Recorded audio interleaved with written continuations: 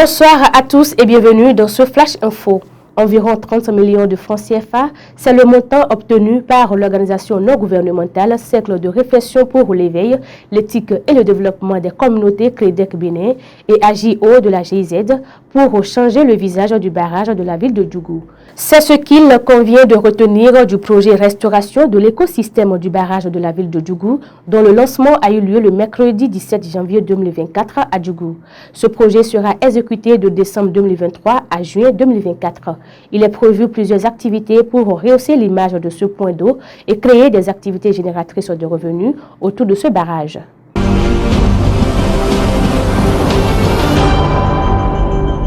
Les membres de la commission chargée des élections professionnelles au niveau du secteur de la santé ont été investis dans leur mission. C'était le mercredi 17 janvier 2024 que le ministre de la Santé, Benjamin Rompati, a procédé à leur installation au cours de la cérémonie de lancement des travaux de la dite commission. Ils sont une vingtaine de représentants des syndicats et de l'administration qui ont été identifiés et installés par le ministre. Cette commission a pour vocation de recevoir, d'étudier et valider les dossiers de candidature des organisations syndicales du ministère, de valider et rendre disponible la liste électorale ainsi que le bulletin de vote. Elle s'occupera également de l'organisation et la supervision de la campagne électorale et assurer l'organisation matérielle des élections.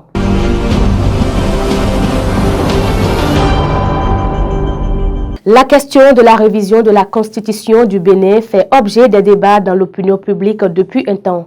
Elle a été abordée lors d'une rencontre des présidents des institutions de la République en présence du ministre de la Justice le 22 décembre 2023 à Cotonou.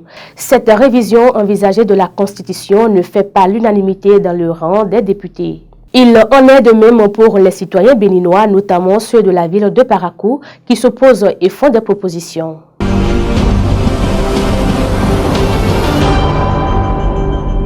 Depuis quelque temps au Bénin, le coût des billets d'avion a connu une augmentation suscitant ainsi des plaintes dans le rang des clients. Suite à cela, le directeur général des transports terrestres et aériens, Jack Ayadi, a tenu le mercredi 17 janvier 2024 une séance avec toutes les compagnies aériennes qui opèrent sur le territoire béninois. C'était sur instruction de José Didier Tonato, ministre du cadre de vie et des transports chargé du développement.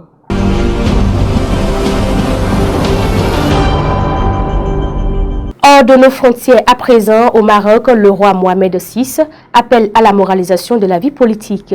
Dans un contexte de condamnation importante d'élus en tout genre, parlementaires et élus régionaux, le souverain demande à la création d'un code déontologique.